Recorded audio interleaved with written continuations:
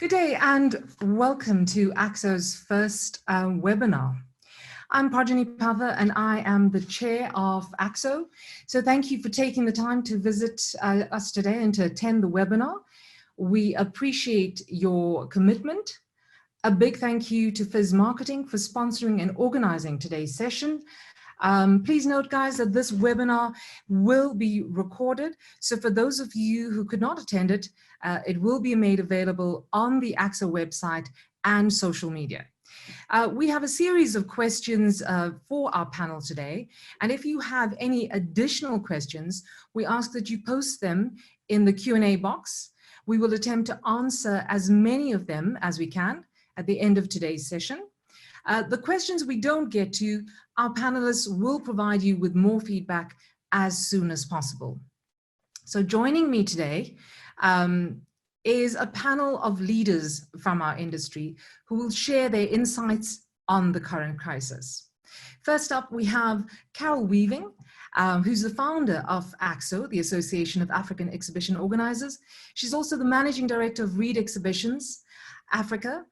Reed runs a portfolio of business-to-business and business-to-consumer shows in South Africa, in tourism, creative industries, business and technology, lifestyle, design and retail, and pop culture, as well as managing the Ticket Pro Dome. Now, Reed Exhibitions globally run over 500 events in 42 countries in 40 industry sectors. Also joining us is Devi Paulsen-Abbott, Vice President of DMG Events. Welcome, Devi. Now, Devi and DMG Events, they have 11 global offices. Her career in media and events spans 20 years. Devi was instrumental in the acquisition of Spintelligent by Clarion Events. And 5 years after co-founding Hypenica, she spearheaded the sale of its transport and built environment portfolios to DMG Events. DMG currently hosts 16 events annually in South Africa across mining, construction, transport, food, trade, hospitality, and coatings. And lastly, the thorn amongst the roses today is Gary Corin, Managing Director of Specialized Exhibitions. Now, Gary started at Specialized in 1996. Specialized hosts 8 to 10 shows annually in South Africa across mining, industrial, packaging, security, building, and hospitality. They also run events in Botswana and Zambia, and a newly launched event in Ghana. So congratulations for that. Besides his passion for marketing and exhibitions, Gary loves sport. Interestingly, in the last few days, Gary's managing to get 10 kilometers between 6 and 9 as he tries to jog around his house. So well done on that, Gary. We hope you continue. Now, ladies and gentlemen, the question on all our minds is, where do we stand as an industry? We have been in lockdown since the 27th of March. And with the Disaster Management Act in place, our industry has come to a standstill. Even more disheartening, obviously, is the lack of any mention of organized exhibitions and events on any level of lockdown. Now, despite the gloom and doom, we know that our industry is key to the current crisis, as we can fast track all industry sectors, the economies of all industry sectors. So the question is whether we can do exhibitions this year or next year. We still need to adjust our exhibitions in line with social distancing, which has become the new normal. To kickstart today, we thought we would assess your feeling right now. Before I give our panelists a chance, we want to hear from all of you. We want to hear, what are your thoughts? So we're going to ask you a poll. And the first poll that will come up on your screen right now is, do you think that exhibitions can still be successful by allowing for social distancing? So that's going to come up on the screen. There it is. I'd like you to all choose an answer, and then you will press submit. It gives us understanding to see where the mindset of the industry is. We know we have people from varying sectors joining us this morning. We're really excited that you're here with us to kickstart this. So if you've all punched in your answer, we're going to say submit, and then our technician is going to show us exactly what the feeling is right now. Let's see the answers to that. 62% of you believe that we definitely can, 10% saying no, and 28% of you that are still undecided. So thank you for that, Charles. Now, to begin, since we've got members in our panel that are all part of global companies, and I'd like to find out, and I think we all would like to find out, whilst we're sitting here in South Africa, what has the protocol been in countries that your companies represent? Carol, can we start with you, having many offices in many countries around the world? Okay, thanks Projeni, and hi everybody. Great to be on the AAXO webinar, so thank you for inviting us. Okay, I think from a READ exhibitions perspective, globally, we have had one show that has just launched. So that is in China, and there's another show that was due to launch in 2 weeks' time, and that's been postponed already to October. So I think there was a motor show as well that's happened in 1 or 2 Chinese provinces. So the reality is, I think China expectedly has gone back a lot earlier than every other sort of country and continent at the moment in terms of the COVID crisis. The one event that did happen, however, they didn't practice social distancing as much as they should have. This is not a READ show. And I think what happened is they did do the masks, they did do the thermometers, and they did a lot of around communications and making sure that you've sort of ticked your boxes. But I think the challenge that they had was that the visitors were a little bit unruly, for want of a better word. So they weren't practicing distancing enough. And I think that became a challenge. And I think subsequently they had a drop in visitors. So I think what that actually tells you is you've got to be incredibly careful how you handle your events, how you handle your messaging, and how you handle your crowd control. That is just one example. What we've also seen, I think globally, is a lot of shows have either been pushed out from H1 to H2, meaning the second half of the year. And now there's a new wave of shows that are currently scheduled to happen in the sort of last 2 quarters, or certainly the last quarter, that are now getting pushed out to next year. Depends on the country, depends on the rules, of course. So it's very, it's subjective to the country and what your current ban is. But what we've done as READ is we've got a whole risk assessment. So for every show we look at, we've got a 24-page risk assessment.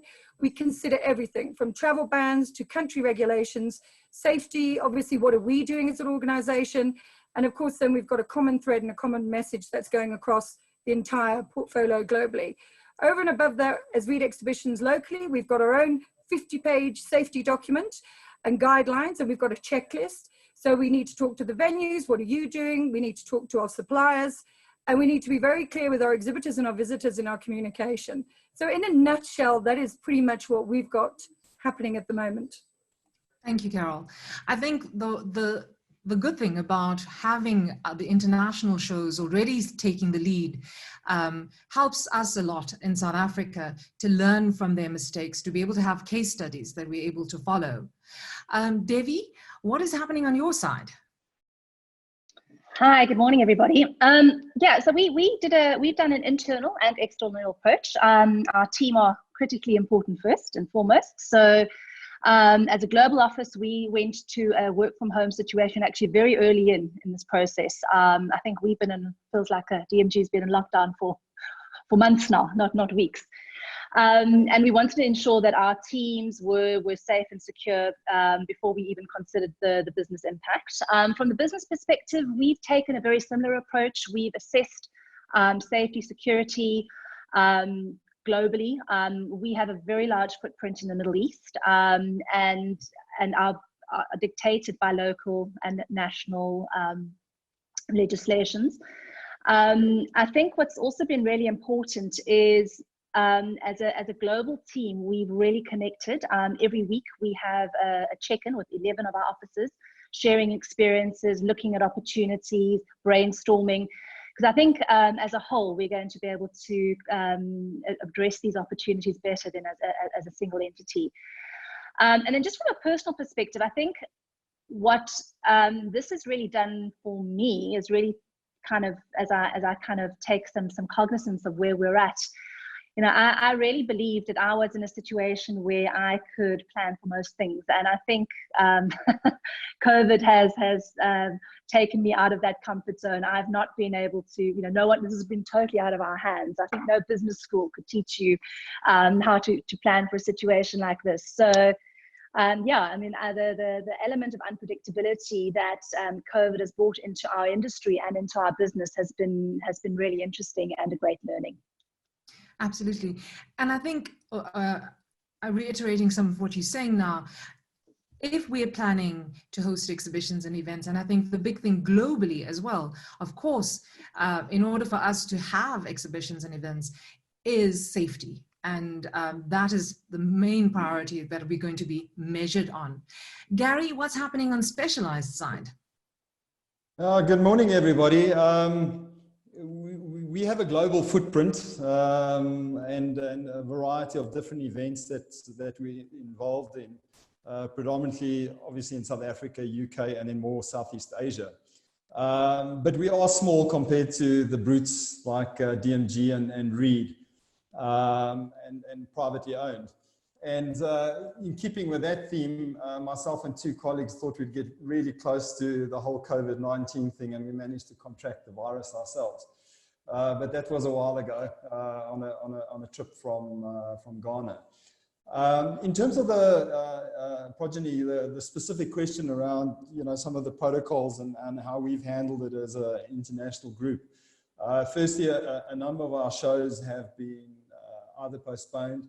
I know on the art side, most of the art fairs that were scheduled for this year have actually been cancelled outright.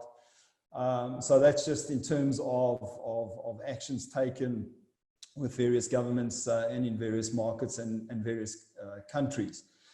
That being said, in terms of our internal communications, not dissimilar to the approach that both Reed and DMG have taken, we moved all of our staff onto remote platforms. We use various IT platforms like Zoom that we're using now. We use MS Teams. We've even managed to move our switchboard onto an app-based online activation. So, you know, we've all been forced to move into that space quite quickly and to adopt, you know, the technology that is available to ensure that we communicate. So, you know, it's interesting just tracking our experience along very closely with the UK. We're slightly behind their experience and their lockdown procedures that they've got in place. And interesting enough, some of ours are actually quite a lot tougher than what they've experienced. But it is a unique position to be in, having gone through all of this on a global scale. And it doesn't matter whether it's our offices in India, from the art perspective, the UK or Johannesburg, we all have been under lockdown and all facing the same challenges. So, yeah, kudos to you and to AAXO for putting this session together this morning. Thank you, Gary. Thank you. And that's it exactly. I mean, we take international protocol into consideration. But as Gary mentioned as well, I mean, we were all thrown into it immediately, and we've all been forced first to act within our teams and to keep us safe as teams first. To act within our own organizations and to make sure that safety is first a priority there first. And immediately we've all managed to work from home. Not everybody obviously can do that. But it's interesting to see the sentiment in South Africa. I mean, we've all been through lockdown and it's been quite traumatic and created a lot of anxiety for many people.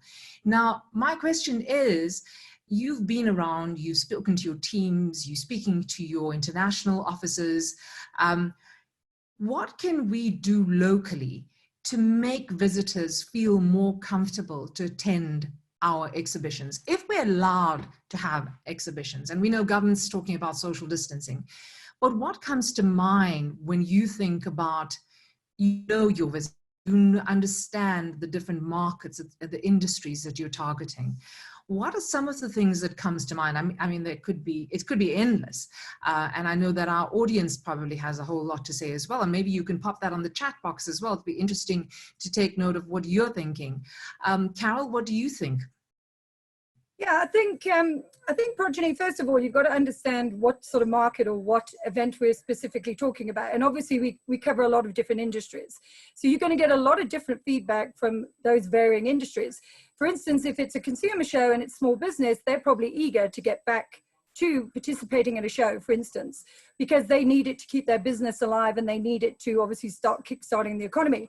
But then you may have a big multinational that is saying, well, there's a travel ban in place. We can't let anybody travel until the end of the year. So you're going to have varying degrees of what they honestly believe is safe from their own company's perspective. So I think what we mustn't be scared of is to talk to our exhibitors, talk to our visitors, do surveys, keep those conversations going, because until you genuinely know what they want and how they're feeling, the worst thing we could do is actually run a show that was supposed to be in March, run it in October, and then we don't get enough exhibitors. Or worse, you get a lot of exhibitors and you don't get enough visitors. You won't do yourselves any favor. It'll be a reputational issue for your company. And then, of course, if you only get your 30–40% of the scheduled visitors, that's going to be a problem. Some visitors, I mean, we've seen the malls open under level 4. I mean, people are going crazy. On the other hand, even though we're on level 4, some people have not left their homes. It's such a personal thing, whether they feel safe. And I think, you know, your trade exhibitors and your B2B shows probably a better place in terms of, you know, being a little bit more responsible, where the consumers, you know, they want a day out, they want a bit of an experience, they want to have a bit of fun, for heaven's sake, because they've been locked up for so long. So I think it really, really does depend where you're at. But the one thing I think we need to be a little bit realistic about in South Africa, because that's what we're talking about right now, and how does it affect the local industry, is we've got the Disaster Act on the 25th of May. That is the day that they need to tell us. It's 21 days before the 15th of June. They need to tell us on the 25th of May, is there going to be a further extension on this ban of public gatherings, which is where we currently sit. And at the end of the day, you know, it doesn't matter. You could talk to a million people and a lot of people have got different opinions. But if you do talk to some of the government officials, it looks inevitable, I believe, that we're going to be locked down until mid-September. And when I say lockdown, I don't mean lockdown level 5, level 4. I'm talking about the ban on public gatherings and events. I think could be in play till middle of September. So I think what we have to do as an industry is actually ask ourselves, what does that mean? If we try and push all of our shows then into October, November, December, there's going to be a cluster. There's going to be too many events happening during that period. And I think that's going to be problematic, because then everybody's fighting over this sort of a similar visitor potentially. But if that happens, we've really got to look at what can we do as an industry. Absolutely. Now, Gary, how do you feel about the question? If we had to, I had to ask you, what is the difference? Can we prove to the South African consumer, the South African businesses and South African government that there's an absolute difference between a mass gathering and an organized gathering? Because you all have to agree that we have organized gatherings, right? Projeni, interesting question. I see the Germans have just managed to actually get that right. They published an article today. But bear in mind that the German economy was largely built around exhibitions and the massive messes just after World War II. And they've done a really good job in managing the whole COVID-19 exercise as well. And what they've managed to do is get government to acknowledge that there is a difference between a mass gathering and a business-to-business type environment where people are pre-vetted, where you have easier and better controls and protocols in place in terms of managing people and some of the health issues around the COVID-19 thing. So I think it's possible, and I know that AAXO are looking at that, AEO are looking at that in the UK as well. But, and Carol, you may well be right in terms of timing. We won't know that until the government makes its decision. It is interesting that the Chinese have started opening, and they've already had 1 or 2 shows, as you also indicated. I read an interesting an article, an online article, go figure. I mean, publishing is also under the cosh in this kind of environment, but from Harvard Business Review. And it talks about the psychology of effective leadership in crisis time. And it's a little left field, which is why it appealed to me. They talk about, not about leadership in the context of vision, but they talk about it as a more obscure, there's an aspect of leadership that talks about holding. And they unpack it a little bit, and they talk about being able to give people in the crisis a sense of comfort, a sense of trying to understand what's actually happening around us, and then being able to lead from there. So almost a reactive type approach to a situation that is so volatile and so unfamiliar and so unique.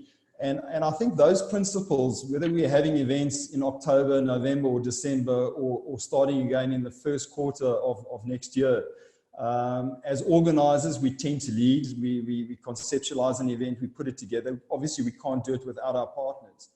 But I think as part of that leadership role, we need to ensure that things make sense, and that whatever actions we do take, minimize risk, perceived risk, actual risk in terms of people's health. And I think an exhibition environment can adapt to exactly that. And I think that is where, because I know later on in the conversation we're going to talk technology, but I think this is where technology is going to have a particular place in terms of assisting us as events to be able to do the social distancing, to ensure that we have the health protocols in place. For example, you know, our EMS thing, when I started, there was no EMS. Now we have to have safety files, and they can shut your show down. We all know those protocols. I think that's where the health side of it will start to evolve as well. And by doing that, all stakeholders will then gather in the confidence to be able to engage in an event. So I believe it's possible, but it's going to be on a phased and take up type basis. That's my view, Projeni. Thank you, Gary. Devi, from your side, I'm just curious, and I know we've all probably been inundated with communication from our exhibitors across industry sectors. What are the thoughts from some of your exhibitors and clients right now? Yeah, I mean, I think as organizers, we have a huge responsibility. I mean, we have the charge of hundreds of thousands of people sometimes, and we have to take that very seriously. So safety comes first. I think this crisis has forced us to maybe, I think, also just review our values. You know, it's not about money at the moment. It's about lives. It's about providing, making sure that we care for our environment, our people, and our partners. So that's critically important. I think what is going to be really critical in this whole journey that we go on is communication. We've got to, and education, because we don't actually know yet a lot of what we need to educate our customers and our attendees on.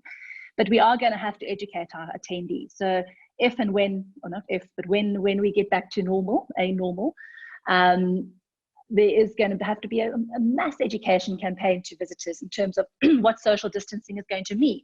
Ensuring that we communicate things like phased entry into exhibitions, if that's going to be part of the protocol. Ensuring that we are warning exhibitors and visitors that there is going to be thermal checks before entering.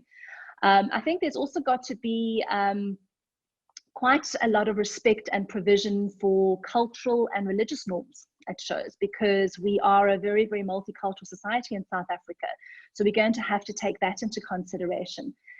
And I think before anybody rushes back to a show or rushes back to hosting a show, I mean, I think I will always ask myself the question, I'll ask my team to ask themselves the question, and I hope we all as an industry ask ourselves this question, is would we be comfortable sending our mother, our daughter, our father, our child to that show in the current environment?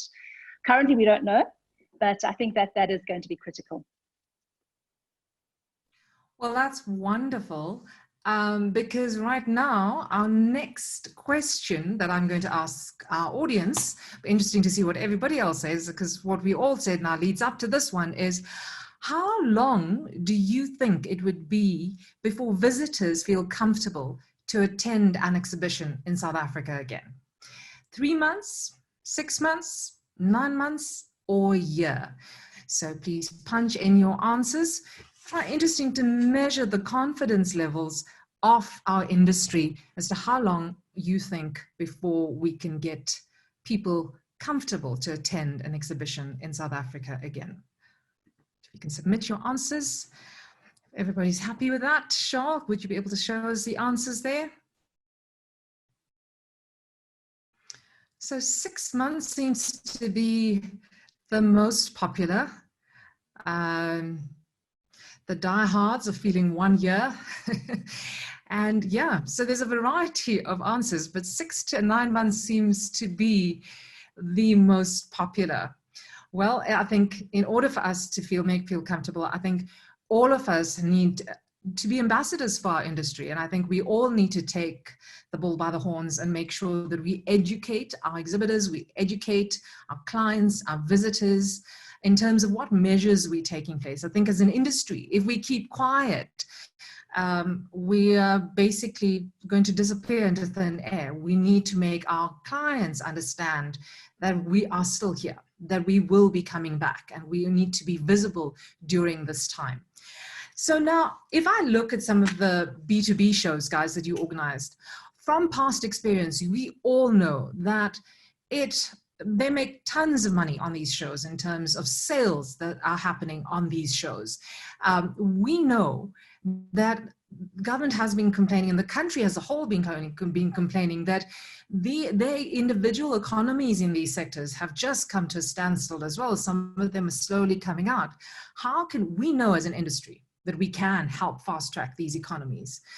Can you relate some of your examples? Carol, I know WTM is a prime example of massive amount of sales being done on those stands. Yeah, thanks, Projeni. I think it's not just the sales that's been done, it's obviously the agreements and business that is actually written. And specifically in a B2B show like World Travel Market Africa, last year we actually wrote $450 million worth of business for the tourism industry. So our next show is scheduled for April, because obviously we had to cancel it this year, April 2021. Now the tourism industry is by a mile the worst hit globally. Obviously airlines are going out of business, they're retrenching people. I mean, it's been really, really badly hit.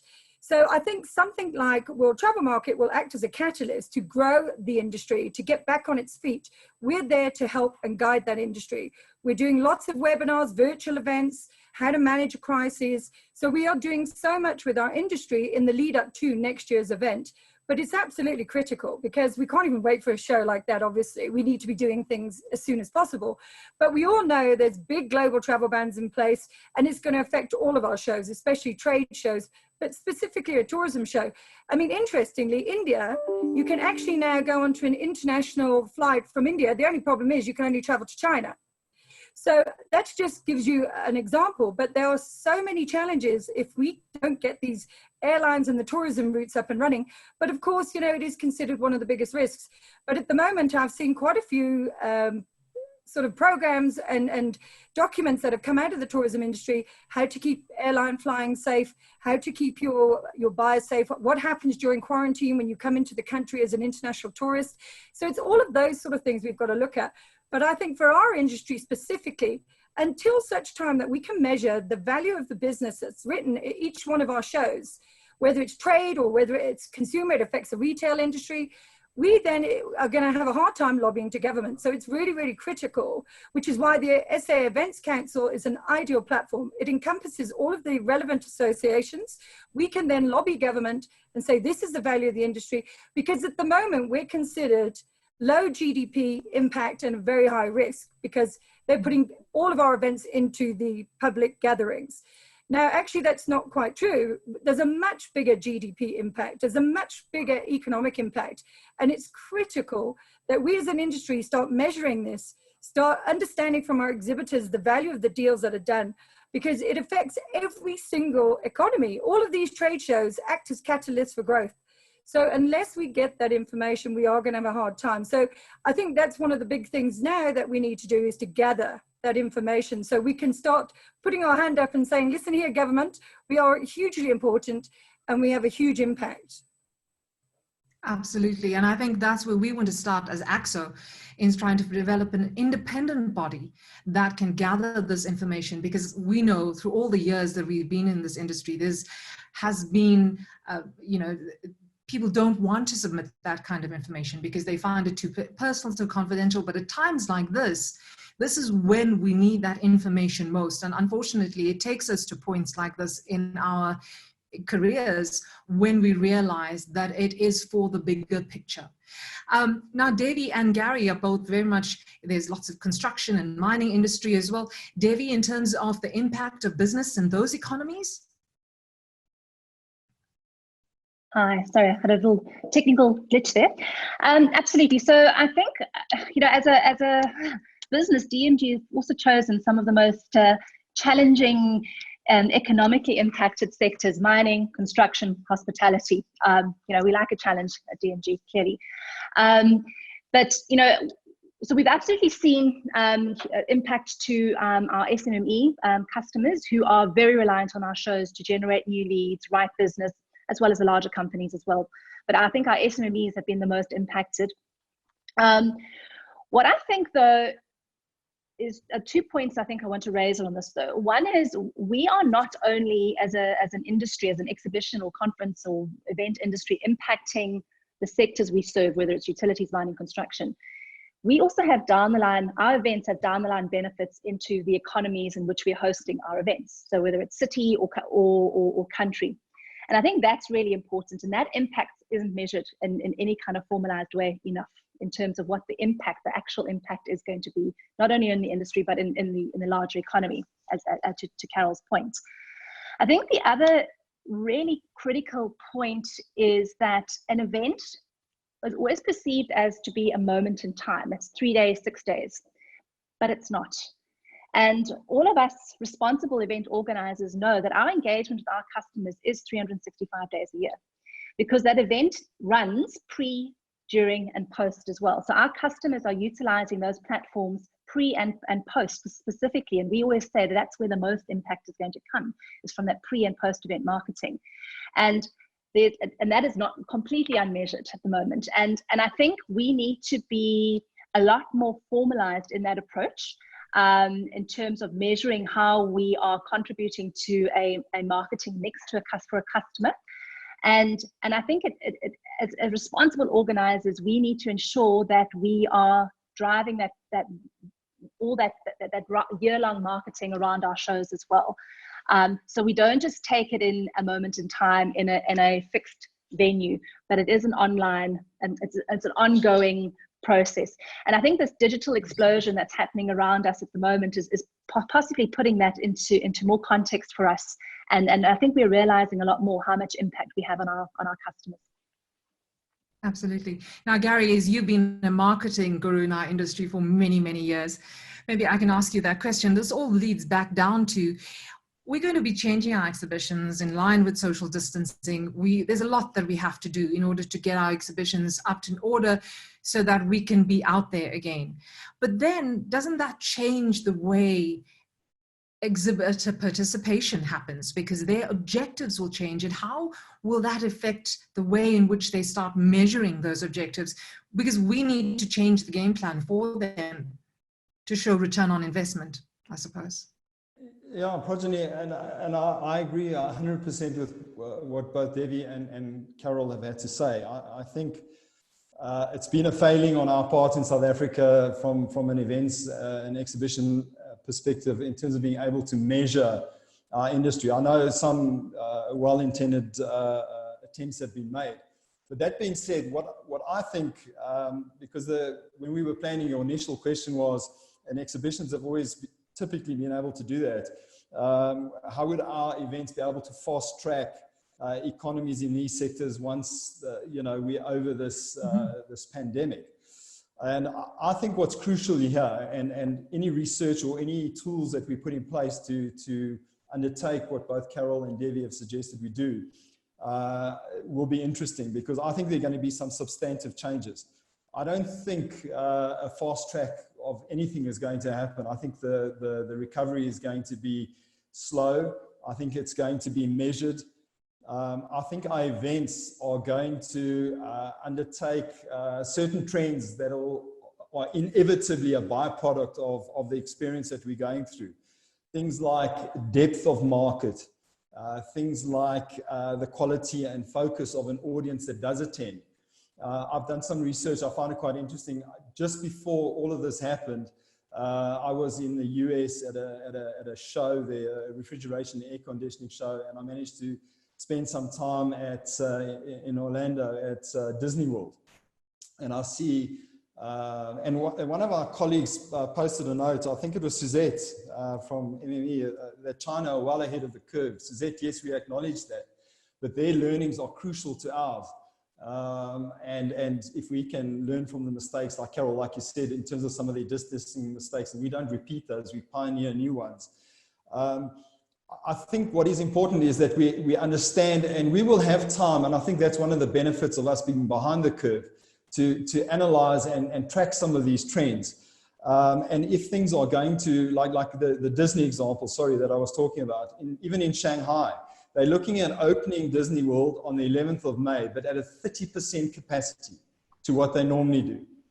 My experience in Orlando, Wi-Fi you get everywhere, you download the app, it tells you what's happening, and it's the most amazing thing. But they're now talking from a Disney perspective of adding an application in that app that will give you a sense of social distancing, how far between people.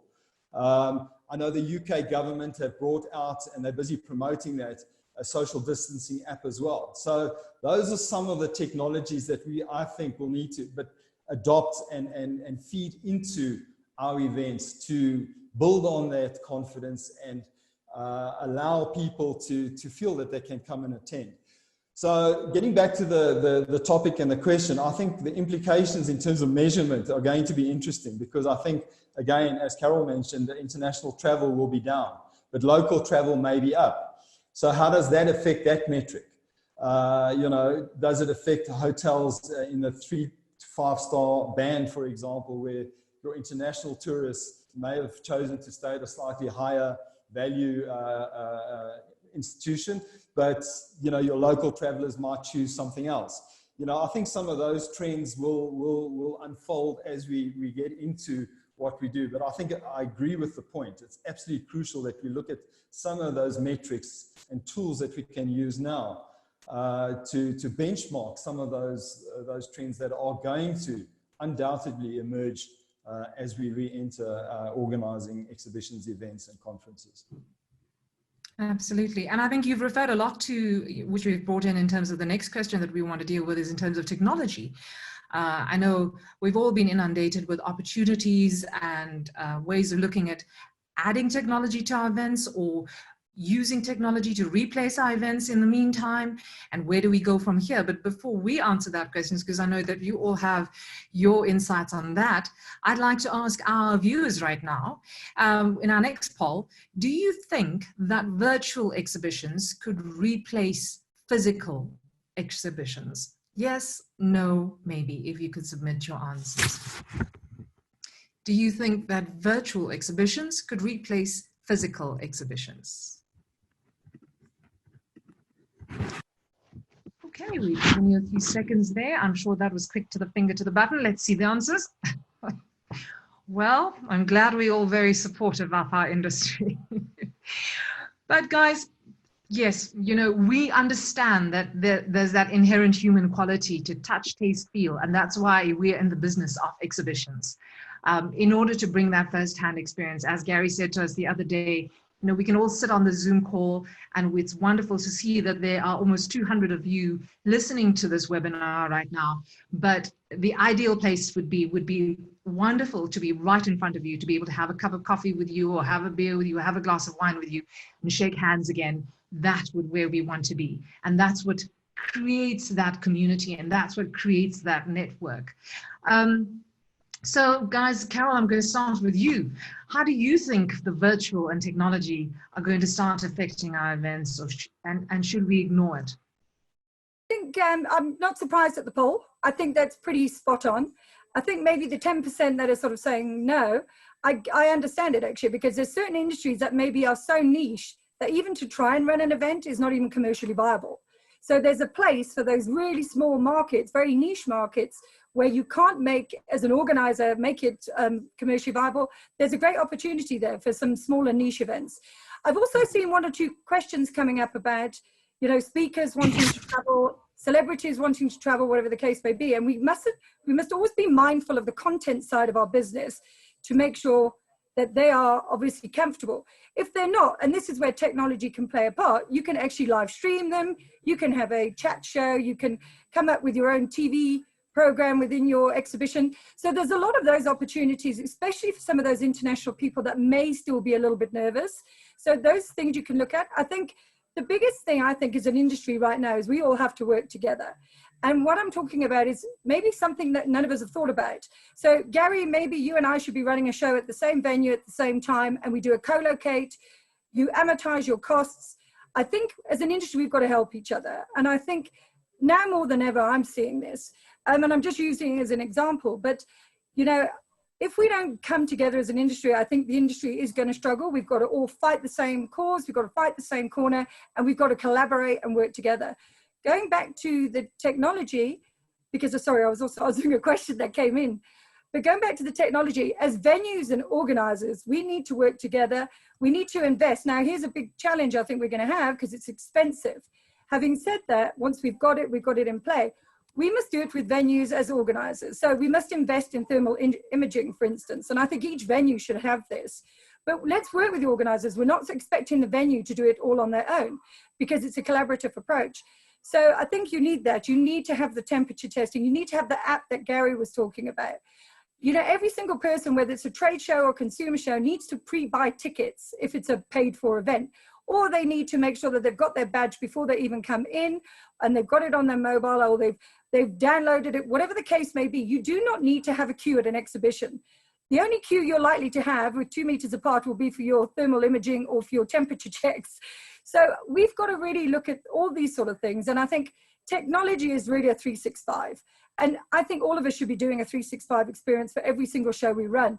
It's a combination. You might have a webinar, like we said earlier, but it really goes hand in hand. And I think it's going to complement, and I think it's flipped on its head. All the technology and the 365 experience needs to come in now in preparation for your live event, which could be middle of next year. But then you've already built your community. You're going to save on marketing costs.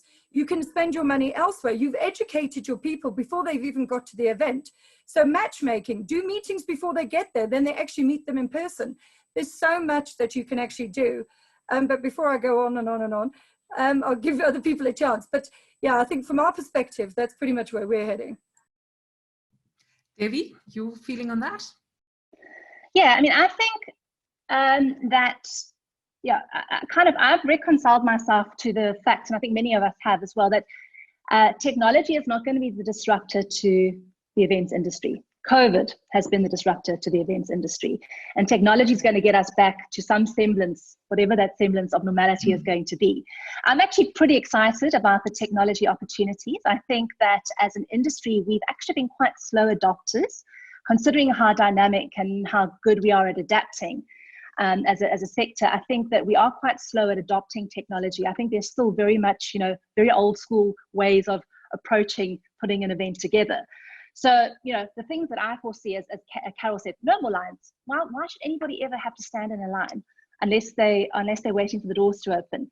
There should be badgeless registration. We all have a mobile phone. The mobile phone, I think, is going to be a device that is going to be critical in getting us back back online. No more printed catalogs, no more swapping of business cards. I think what's going to happen out of this is that technology is going to drive sustainability, both from a business continuity perspective, but also from a greening perspective, and I think it's forcing us to do it. So I think from that, if there's a little silver lining out of all of this, I think that is it. And I think there's a cost implication here as well. Back to Carol's point, all of us are going to now have a unprecedented expense line item on our budgets, COVID-19 preparation, whatever that looks like, whether it's the technology, whether it's supporting venues for thermal imaging, et cetera, et cetera.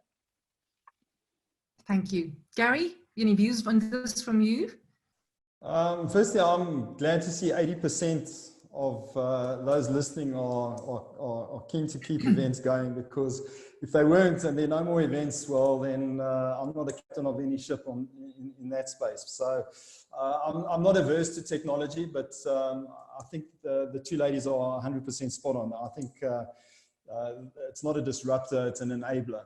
I just find it quite interesting, just reading some of the comments down the chat bar as well. You know, they still, in military context, they use isolation as a form of torture. You know, as human beings, we're gregarious by nature. They did movies like Aviator. I actually did 2 tours of the family of Robben Island, and a guy called Robert Sobukwe, who started the PAC in South Africa. They tortured him by keeping him in total isolation. You actually eventually become demented. So as human beings, we need engagement. And, you know, I see Daniel also posted a comment about Africa. I mean, culturally in Africa, people want to do business with people. But where I think technology is going to have a massive impact is exactly how we conduct that. And from an exhibition perspective, I think it's going to tie into how we implement social distancing, how we implement health and safety protocols, how we bring comfort and confidence to our events in terms of how we apply that. But at the end of the day, people still need to do business with people. I'm finding my way around these sorts of engagements. Devi and Carol and Projeni, I far rather sit in a boardroom and get Carol to the point where I can actually read her body language that she's going to dive across the table and grab me around the throat. You know, it's part of the experience. And then we'll have a beer, a glass of wine or coffee afterwards. But that's how you build relationships. And I don't think that's ever going to go. But how we apply that, how we experience that is going to. And I think, I'm not sure if we're going to cover it later, but I'd like to make this point now, because it's a concern that we're talking about internally. A big impact is going to be on our exhibitor front. They are going to ask themselves, what kind of return and what investment am I going to get if you're going to have a 30% reduced audience, for example? If you're going to have social distancing and now you expect me still to invest on a stand. Now, some of those questions we don't have answers to yet, but I would like to put this out to our industry, that we are not the only ones, and that was a theme at the beginning of this webinar, that are experiencing that.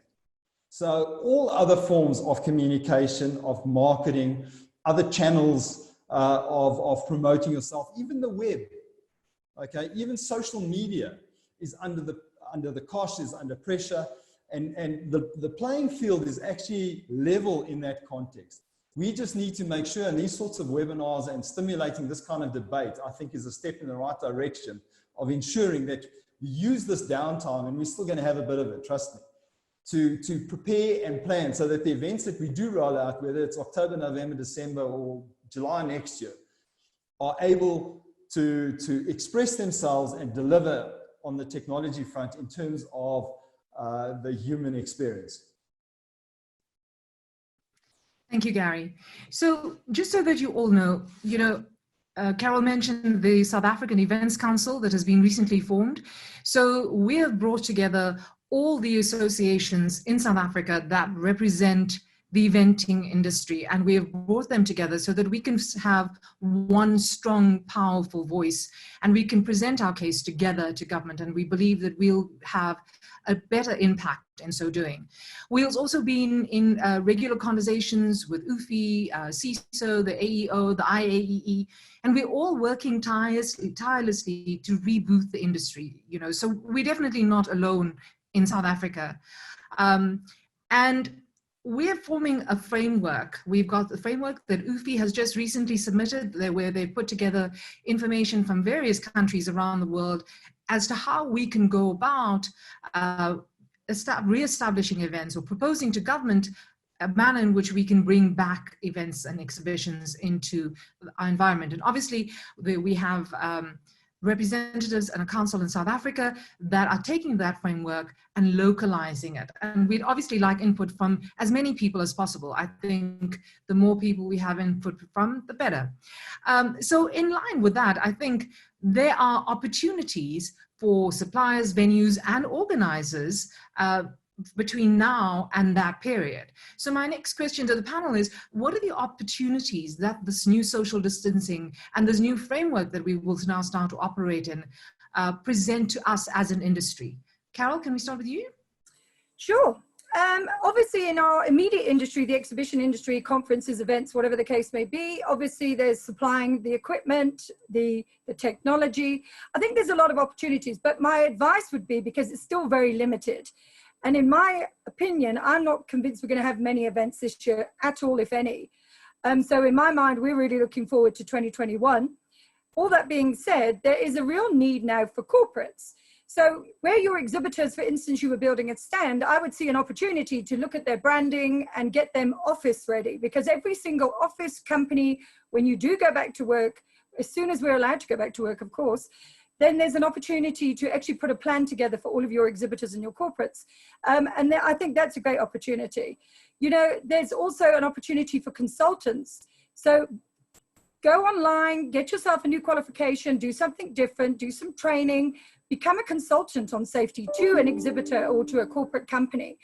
But I would caution anybody in terms of over-investing in PPE. So obviously your private equipment, I wouldn't over-invest, because, you know, we don't know, at the end of the day, this entire COVID pandemic can lift by June next year, and then people are all back to normal and you don't even need to wear a mask, et cetera, et cetera, et cetera.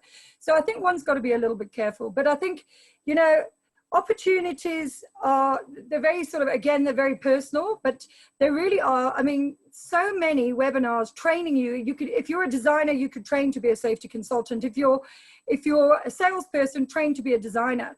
There's so many personal skills that people can actually go and learn for themselves. So I think there's a lot of opportunity, but you're going to have to be very careful how you handle it in the meantime.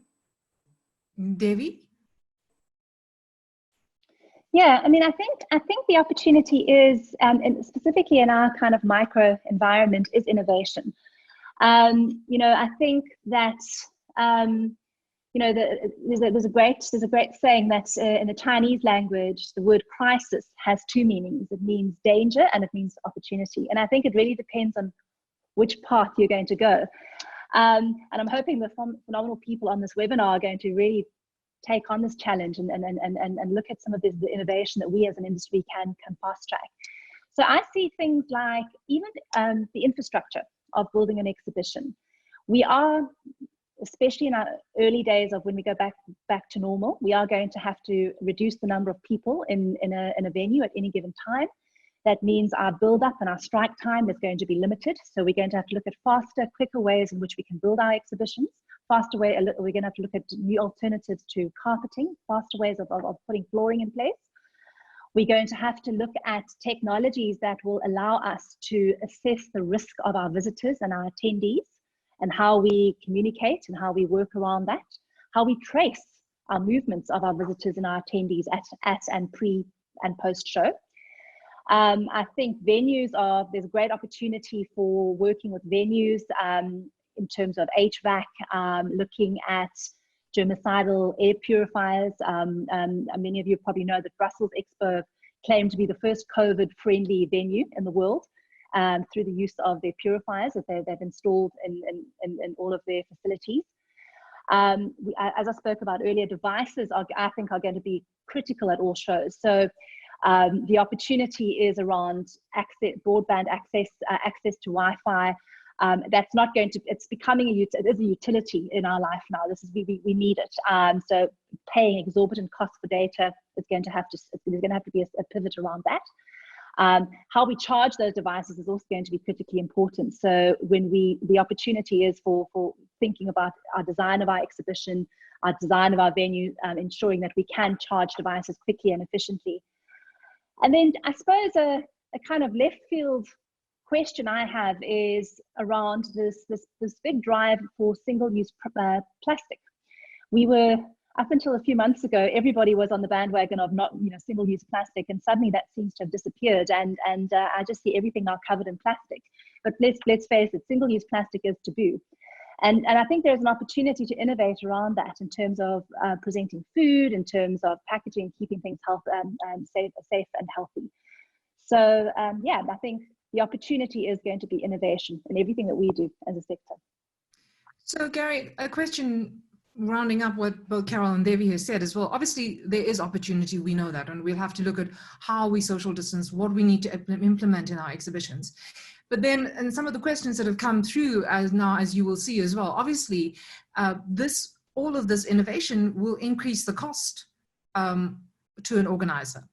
And how do we find that level ground, that middle point where, you know, we're looking at reduced number of visitors, increased costs to implement social distancing with new innovation in place? How do you think, where do we find that balance? Projeni, again, I agree with what both Devi and Carol have said. But, you know, life is an absolute paradox. And I find it quite interesting. You know, I was just reading an article that today, actually, that the global economy is tanking worse than it did after or during the First World War, which incidentally coincided with the Spanish flu. And the commentators were having a look at why is that. So why do I even mention that as an opening comment to the answer of that question? I think there is going to be opportunity, but a colleague of mine sent me an interesting Gibbs webinar that was over WhatsApp. It shows you how technology integrates. But the commentator was talking about research that's been done in terms of where they think people's priorities are going to be coming out of this. And what is very interesting, they used Maslow's hierarchy of needs, which is an old model. It goes back to 1958, I think. But again, how this great level of a pandemic has taken us back to basics. But what the authors of that particular study are suggesting is that Maslow's hierarchy is going to be inverted. So, you know, the economy that we've just come out of, where we are a globalized society, there are no borders, we can get overnight from one continent to another. All of that is going to initially at least be replaced by our desire to feel safe, to want to be secure in our environments. And they're finding even in China, which is leading again in terms of some of these trends, you know, billionaires are not that worried all of a sudden about buying penthouses overlooking Shanghai. And I think even in that space, you know, it will bounce back, luxury goods and things like that. But people will be more circumspect about how they consume. And if you're going to buy that penthouse overlooking Shanghai, you'll typically, instead of just saying, I do it because I can and it's wonderful and it's a great experience, they will ask themselves, well, if we were to experience another pandemic of this nature, what kind of value could I get out of it? How would it make me be or feel secure or safe in my standing in terms of where I'm at? And I think those practicalities are going to drive how we implement our technology, how we embrace the technology. So I agree with what you said, Devi, and I see some of our comments have supported that as well. COVID-19 has been the disruptor. Technology is an enabler, it always has been, otherwise I don't think we'd be having this conversation in terms of events and exhibitions.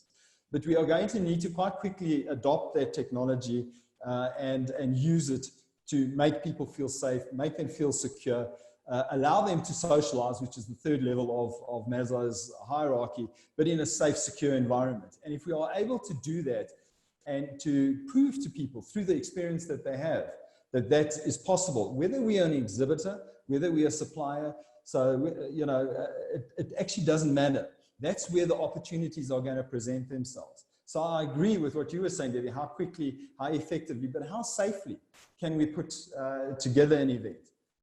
And how quickly and safely can we take it down? And how is that going to facilitate the experience? Because people will want an experience. They're nearly, I believe, something like over 200 of us on a call like this today. It's an experience, different for me, but it's an experience and we strive for that. So those are going to be, and those are questions, they're not answers, but those questions as organizers of events, we are going to quite quickly need to answer if we're going to sustain ourselves going into the future. Thank you, Gary. Look, that's all we have time for today. I know we can go on for a very, very long time, I think, but this is just the start of a discussion. To all of you that have joined us today, this is the start of a discussion that we need to continue having in order to support each other to get through this time. You know, I saw a quote from Jack Ma from Alibaba who said the other day that this year is all about sustainability as a business. You know, keep the dreams and the vision of what you would like to do and where you want to be in the future aside for now. You don't need to put it away completely. It'll always be there. But right now, we need to focus on sustainability, on sustaining ourselves as a business, as organizations, and as an industry. And only together we can be more powerful. So I'd like to say a very, very big thank you to Devi and Carol and Gary for your insights today. And thank you all once again for taking the time out to attend today's webinar, sponsored and organized by Fizz Marketing. Thank you very much. Remember, this session was recorded and we will be made available on our AAXO website and social media. We really, really look forward to your feedback and suggestions for future content you would like us to address.